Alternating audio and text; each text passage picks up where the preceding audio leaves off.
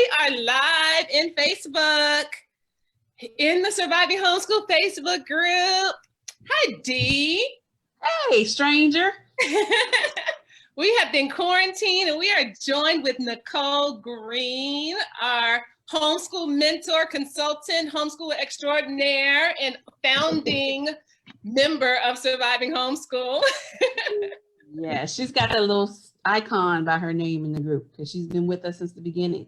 Since the very beginning. As a matter of fact, some people don't know that before I started the group, I was texting my homeschool friends and I was telling them, I'm going to start this group and I'm going to add you first, and then I'm going to launch it for everyone else. And so Nichole was one of those folks that I sent the email to say, we're going to launch it on, tomorrow. I sent it to her Friday night. We're going to launch it tomorrow. And then Saturday, at that point, all the homeschool folks were in and ready for, for those who were thrust into schooling from home to join. Yes. And so thrust is a good way to put that. So welcome everyone to our first back to school session. This is our back to school series that we're going to be holding on Wednesdays at 9:00 p.m. Eastern time here on Facebook Live. This back to school session is going to be about those who are schooling from home and what their checklists need to be in order to be properly prepared.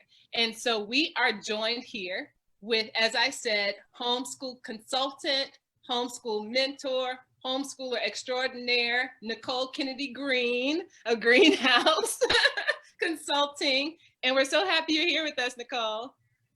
I'm so glad to be here, and I'm very excited to have this opportunity to share with the whole community again. Yeah, well, I look forward to talking to Nichole because, it's different in the group when, we're in those discussions and actually now having more of a virtual discussion where I get to see your face. So I'm excited about it. Yes, and I see so many of our homeschool friends from Surviving Homeschool joining. I see Rahima, I see Audrey, I see Nisha, I see Stephanie, I see Tramilia. Oh my gosh, I can't even name all the folks. So I'm so excited. And Ellen's on my watch party. I did a watch party, so Ellen's on the watch party. Okay, Ellen's on your watch party. Awesome. And so let's get into it. Nichole, so you were a preschool teacher and kindergarten teacher prior to homeschooling. This is your 15th year, going to your 15th year in your homeschool journey. That's what we call it. It's a journey. It's kind of like a doctor calling it a practice, right? Right. We are in our homeschool journey. You are self-proclaimed extreme extrovert. And so we are going to just dig right in and try in all of our extroverted selves to get through this in a timely fashion. And so let's just go ahead and hop right in, Dee. Okay. So a lot of parents, like myself included, we've been talking about desummering our children. We kind of relax more during the summer, rules kind of go out the window, we're more free. But now it's time to start preparing for the beginning of school year if they haven't started already. Things like going back to that set bedtime, restricting video games, etc. What, in your opinion, should be on that parent's summer checklist? So I think that, first of all, we have to remember that, just like you said, our kids have been in this, beyond summer. This has been quarantine summer, right? So all of these objects at rest now have to become objects at motion, right? So one of the things I think we have to do, the very first thing we have to do is realize or recognize where we are. We're all just in this sedentary, being still state. And I think it's going to take some time to kind of move into not that the summer is over phase. Everybody's probably experiencing weeping and gnashing of teeth and all those things that happen when you have to really make some serious changes. So I think in my notes, the first thing I thought was we have to understand that they need time to make the change. So don't decide tonight that everybody goes to bed at several hours earlier bedtime because we're starting class tomorrow, right? Because we're starting school tomorrow. So the first thing is understand where they are and give them some time. So how do we plan that? Look ahead. For families who've already started school, you probably have already done this. You've already changed bedtimes, right? But we want to talk about that. We want to have a conversation with the kids. I think, now Delise mentioned I've been doing this for 15 years. My youngest is actually 14. So at this point, everything is a whole sit down, candid conversation with us. But even if your kids are younger, you can just say, hey guys, look at the calendar. We're going to start back to school, whatever that's going to mean for your family, in a couple more days. And so that means we have to do this. So we want to understand and also have a conversation, right? We want to definitely change the bedtimes. That's very important. And a good day begins with a good night. But I recommend at least 2 days in advance. We're going to try to do a week, but at least 2 days in advance, because if you go to bed tonight early to start tomorrow, but the night before you went to bed at 3 a.m., they're still going to be at a deficit, right? So give yourself a few days of changing bedtime. I think the other thing to do to de-summer is start to think more formally about, and we're going to talk about schedules a little later, but start to think more formally about scheduling everything. Have you been eating 3 meals all summer? Because we haven't, because teenagers don't wake up till 1. So they've already missed breakfast. They wake up breakfasting at lunch, so think more about, when making meals ready and available. How are we shopping? De-summer yourself and de-summer the kids at the same time. So, those things I think really just take some thought, right? Some contemplation and some conversations. I think that you should have conversations. And then obviously, like you said, Dee, we're not gonna, we're putting the video games away. We're gonna go back on our telephone contract where you're not gonna have it in your hand all day, those kinds of things. So I think just having the conversation, thinking about what we need to do next, and understanding that we need to really make an effort, because we've been on like this summer since March, right? Correct.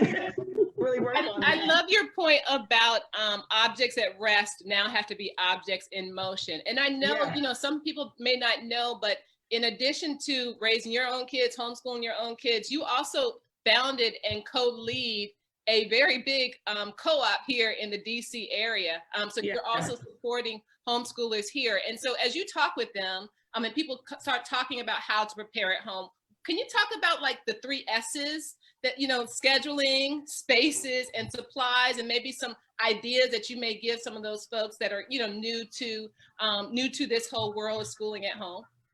Yes. So with regards to scheduling, I think one of the first things we have to think about, we have to look at scheduling 2 ways. What schedules are imposed upon us, right? And then what schedules do we have control over? So as Delise mentioned, so with Bridge Elementary, which is a tutorial that I co-founded and run, we have classes on Tuesdays and Thursdays. Those things don't change. Everybody's in class starting at 8:30. And so we have to be up and, we're going to be on Zoom, and we're going to be present and accounted for. So that schedule is imposed upon us, right? But then we have Monday, Wednesday, and Friday that we can control a little bit more. So I think what we're going to find out, ladies, is that what this school year is going to take for all of us is a lot of careful thought and contemplation.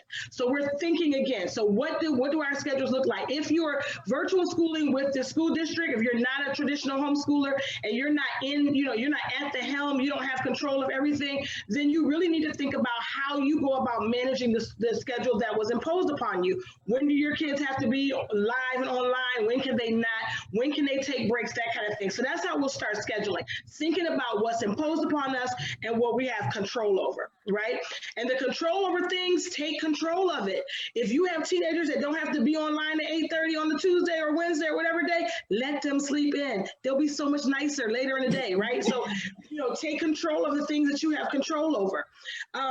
I think the other thing about spaces. So spaces are tricky because I think they really depend on personality. There are some families, and I've seen your setup, Dee, there are some families that we could all get together at the table and put our headphones on and concentrate.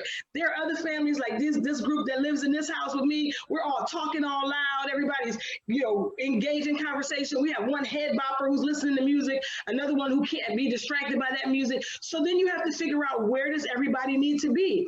Now, do you have one you need to hold on to, somebody you need to, like tomato steak, that needs to be kept on there, kept on track, kept on, their course next to you? Then their space, their workspace, right, needs to be right next to you. So then that's, again, more thoughtful contemplation. Where do people need to be? How do we set them up? And if you're working in a small space because you weren't a homeschooler, right, and you didn't have to do this before, then you probably need to have a conversation, really a real live conversation with somebody who can, like, maybe walk through on FaceTime with you in your house and say, have you thought about that? Have you thought about that? That's when consulting comes in, or even just any girlfriend who has done this before, right? Talk to some people. Don't be afraid to get advice about how your spaces will work. And then supplies. So now, I'm in the throes of school supply drive with my church, right?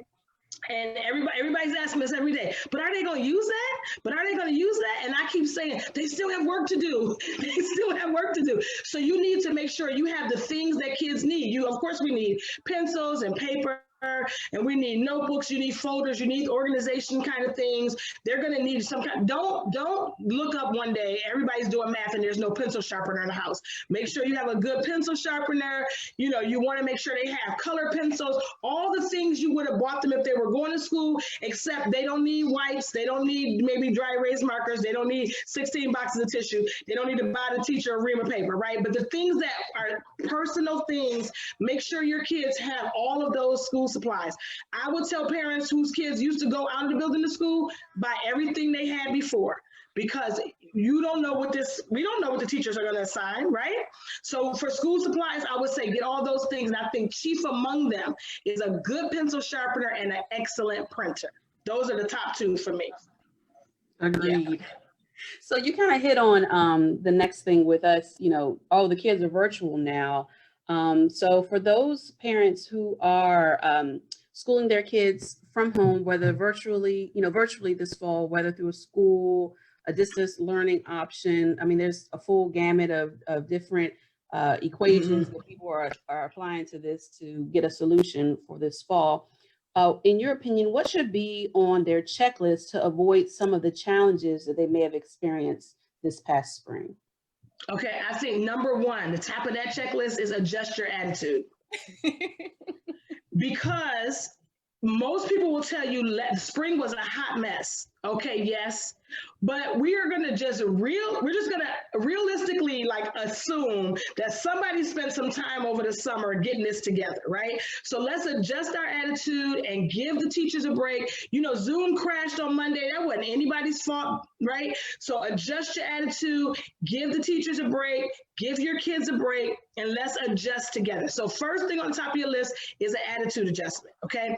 The second thing, though, I think in terms of managing ourselves to avoid the challenges of spring is to also talk to our children that there's nothing we can do about this. And if you did make a choice, we made this choice because of this, right? And then everybody just go in with a positive attitude. So, you want to make sure your children feel empowered. I was telling my youth pastor today, I think everybody's going to need a fidget spinner, whether they needed one before or not, because it's hard to sit and be concentrated on the screen. It's not anime, right? It's not something that they want to watch. It's not Pokemon or whatever they want to watch. So they have to really concentrate. So, think about concentration, think about chewing gum is a school supply in my house because it helps one of my kids concentrate. All the things that will help them concentrate need to be on your checklist. I think you need to make sure they have a good water bottle that can sit right here so they don't have to get up and go get water. Make sure they may not have been able to take one to class before, but if they're logging in all day long, make sure they're well hydrated and their water is there. We eat what we call distraction snacks in my house. Put your kids some distraction snacks next to them. Those are the kind of things that are going to make them successful. And then also the last thing I would say with regards to overcoming the challenges that we had, that many families had this spring, that goes along like the end cap to adjusting your attitude, is remember that some other adjustments may need to be made. So it's possible that we may get into virtual learning for about a month or so and it's not working. Hopefully it'll be sooner than that. And people will realize that it's not working, then everybody might have to make some changes, right? So if everybody has to make some changes, we're going to do that. But those changes may be technology changes. They may be supply changes at home. It may be the approach. It may be the times of schedules. So being flexible will be helpful. I think that that's the best thing is to pack your patience and flexibility at the table with you every day, because your kids, their teachers, your whole family is going to need it. So true. Pack your patience and flexibility. I love that. That's in everybody's book bag this year. Yeah. So we have so many people on Surviving Homeschool. You've been answering these questions. I've been answering these questions. So many folks have been answering these questions about curriculum. People come on the page, I have a first grader. I want to, I need a curriculum for my first grade. I need a great math curriculum, etc. And so I feel like those are always hard questions to answer because there are literally enough homeschool curriculums, or not just homeschool curriculums. There are enough curriculums to fill up entire convention centers, which we've seen in real time at these homeschool conventions. Full convention center space is full of curriculum. And so I guess, what items do you think should be on a parent's checklist when they start looking for those curriculums for their children? Okay, great. So the first thing is know your child. So, it doesn't matter if you like the way it looks, if it's touted by, if homeschoolers have been using it for ages and you love the way it looks and it's not, but if it doesn't work for your kid, if you have a auditory learner, then you may not need a whole lot of, you don't want to buy everything that's in a textbook, right? Or if you have a child who's adverse to writing, then you don't want to buy everything workbook, but you need to know your children. So I think knowing your child is first. There are lots and lots, and maybe I can come back to this, Delise, later. There are several, I think at least top three that I like to share with parents when I'm consulting with them. Websites where we can find learning style checklist, or it's an assessment, right? So you can learn your child's learning style. I think that's the first thing we have to look at. And then you also don't want to break your budget. Again, I don't care how fabulous it is. If it's more money than you can spend, we're not going into debt homeschooling. It costs money as it is, right? But we don't have to go into debt because it's the new fangled thing. It's just like you buy the car that drives, and it's the car that you can afford, not just something to keep up with the Joneses. So we don't spend a whole lot of money on curriculum just because it's there. Don't buy all the shiny things, right? So you have to know your children, your budget, and then you also have to know yourself.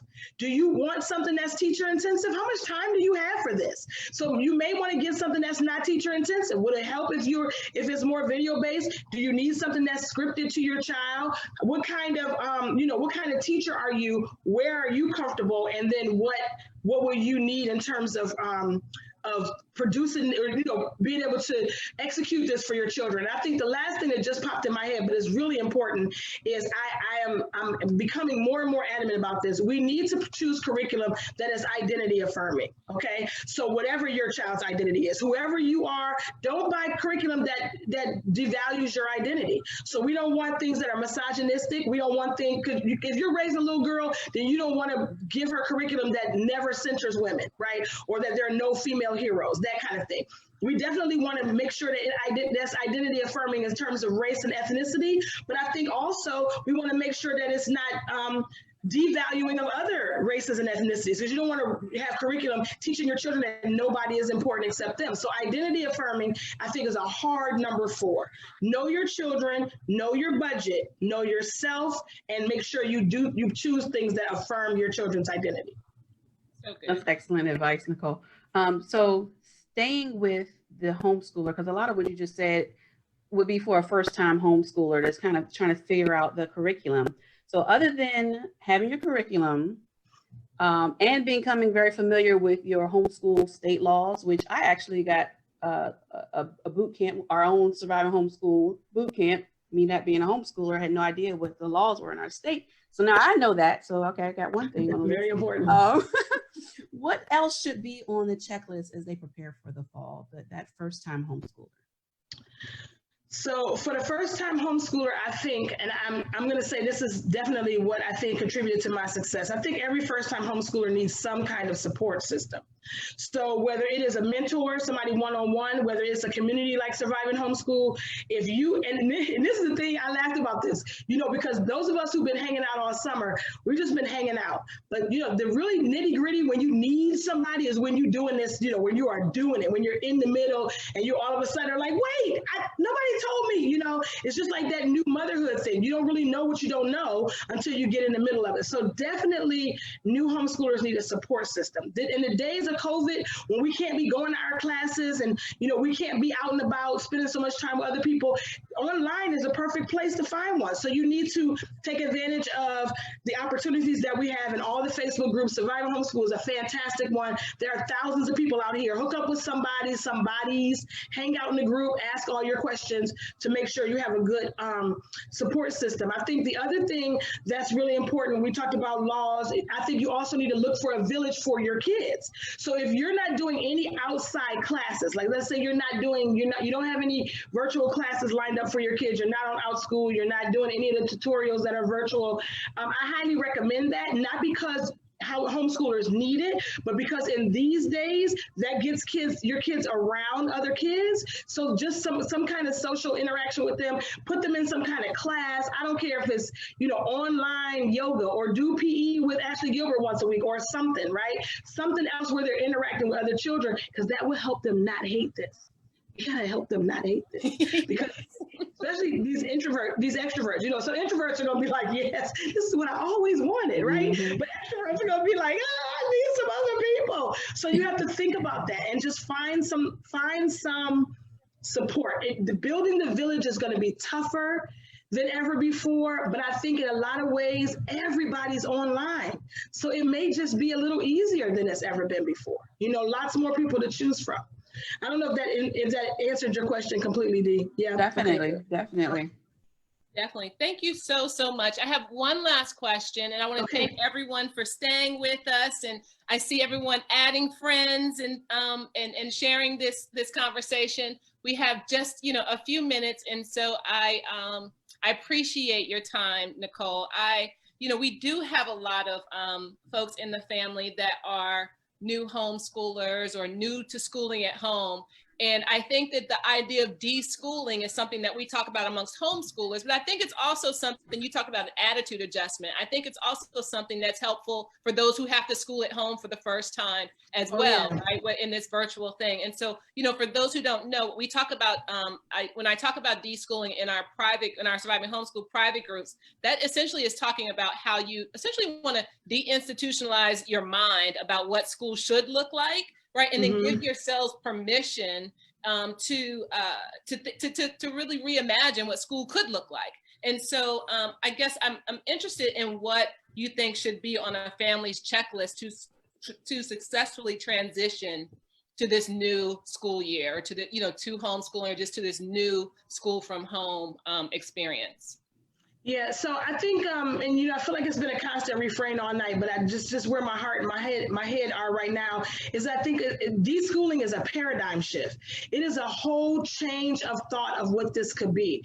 And so, if you are expecting especially those who are virtual schooling, if you are expecting the teacher to be, super animated and keep your kids' attention, and they have to be super focused, and the teacher has to be able to feel your child, they're not going to be able to do that virtually. They're going to try their hardest. They've been in training all summer. They're going to try their hardest, but you have to have a paradigm shift about what this is going to be like. And just know, like you said, Delise, this is not the same. This is not the same. It is different, but also, you know what? It won't last always. Now, might it be the great segue into everybody learning from home? Maybe, but then we'll make the adjustment as it goes. But for now, nobody's expecting this to last forever, right? So we're adjusting our attitudes, we're changing our paradigms, and I think that one thing that parents need to think of, like right at the top of their checklist, even when we're talking about scheduling, is trying to figure out how available you can be as a parent, because I think your kids are going to need you more than ever, even your high schoolers. even your middle schoolers, are going to need you more than ever. More time to check in, more time to make sure you know what's going on, more time to be listening to the teacher. Maybe you need to listen a little bit as you're working over here on the computer, hear what's being said on the Zoom, that kind of thing. So the top of your checklist will be change your paradigm, and then also see how much of your attention you can give to what is going on with your children. This is a great time to develop a relationship with teachers. A great time for that, because one of the big argument teachers have, a big complaint is, parents don't come to parent-teacher conferences, right? So now you don't even have to worry about the parent-teacher conference. You can be there all day. So pay attention. Not that you're not working. I know people are working. I'm just saying you have more access to what's going on in the classroom, so you'll get to learn your children and you'll get to see what's going on. Another thing for deschooling too, I just want to say, is to remember that you are the parent and you're in the driver's seat. And if you see something not going right with your kid, you still, even if you're doing virtual schooling, these are your children. And you can still pull them out for the moment and say, you know what, my second grader has had enough of this screen for the day. Kids will tell us. Now, they won't tell you that when they're playing games on the iPad, because they never get enough of that. But they'll tell you, I had enough of this teacher. A girlfriend of mine told me recently, her son got up from the computer, closed it, and walked away. And she said, you done? He said, well, they were talking too much. I got tired of that. They get over it. So we have to expect them to be over it. School was still going on. He had completely unplugged. He was done. So just tuning into them, making sure we know that because they are our children, we have a right to kind of pull them back a little bit. And then, of course, you communicate that to the teacher. It's not always, it just might be today, but you make sure that you are in control. These are your children. That's something, Delise, I think that homeschoolers do really well. We do really well with these are our kids, right? But other parents, they have to work within the confines of the system they're a part of. And so they're not really used to that. But deschooling means you realize that not only is this your responsibility, but it's your privilege to say, okay, we're going to pull this back for a minute. And I think it's going to be okay to do. Thank you. Yep. Yeah. Pull them on back, huh? Shut it down. Shut it down. Well, this has been really great. And so, like we said before, Nichole has been a very active and engaged member of our Surviving Homeschool community. Anytime there's a question, Delise and I do look at statistics a little bit, analysis that Facebook gives us, and they give us like our most active members. And Nichole is always ranked in like the top 5. So Nichole's been a big resource to not only Delise and I, but also those 7.2 thousand members now in our community. Wowzers, right? So we're excited to let that 7.2 thousand people that are in our community know that you are actually offering your consulting services to the Surviving Homeschool community through School Pond. And not just offering it, but offering it at a discount. So we're going to put the link in the comments, but we just wanted to let everybody know some of that information that Nichole has given us about that checklist. She's offering to take it a step further with you guys on a one-on-one basis. And that offer is like available now. So definitely, take advantage of some of the expertise that Nichole has. She's been giving it, tidbits free here and there, but I don't think, I think you would get a better, more help if you had that one-on-one session with Nichole where, you just pick her brain, for an hour and then maybe another hour as needed. Yeah, I find those sessions really helpful because then I can narrow down, we can drill down exactly what this family needs and meet their needs and help them get their journey off to a really good start. And you wrote a book, Homeschool 101, which was just released. For all those people who, have that list of, what I'm going to do in quarantine. Well, Nichole in quarantine wrote a book. Wow. And Homeschooling 101, you've seen all these various workshops, Homeschool 101. Well, Nichole wrote an amazing book, which, I think is wonderful, and Nichole she is a homeschool mentor by title, but she's been my personal mentor and friend. And so I was really proud. I am really proud of you and all that you've done, to support Surviving Homeschool in terms of offering, your consulting at a discount, through School Pond for folks in the community. a book option as well, which we'll put that link as well. Do you have it? Do you have it in front of you? Your pretty book? I can. It's really like right off camera, just right here. So let me reach really quick. We'll keep talking while you do that. Yes. So I appreciate Nichole, because yes, there it is. Homeschool 101, beautiful cover. So we're charting that course and enjoying the journey. Enjoy the journey. So you've given us so much information. We've talked about objects being in motion. I mean, objects at rest now needing to be in motion. We've talked about schedules and the importance of recognizing what we can control and what's imposed. You talked a lot about thoughtful contemplation, adjusting our attitude. I personally think my kids will love the idea of distraction snacks, just so many tidbits. And so I thank you. I thank you so much for this. I saw some questions that were happening in the chat. And so what we usually do for those who are new to Surviving Homeschool, we all go back after these conversations and go back into the chat and we go and answer those questions. So we'll be answering your questions. I saw some about curriculum and other things. We'll be going in and answering those questions and posting both your offer and your book into the chat. So thank you, Nichole, for everything for tonight. We really appreciate your support and your encouragement. Thanks for having me, ladies. This has been fun. It was wonderful. Thank you so much. And since I am desummering, we started on Sunday with our regular bedtime. I'm gonna need to go and help Yes, gotta go put them down. Go put them down. All right, have a good night. All right, have a good night. We'll talk soon. See you in the group.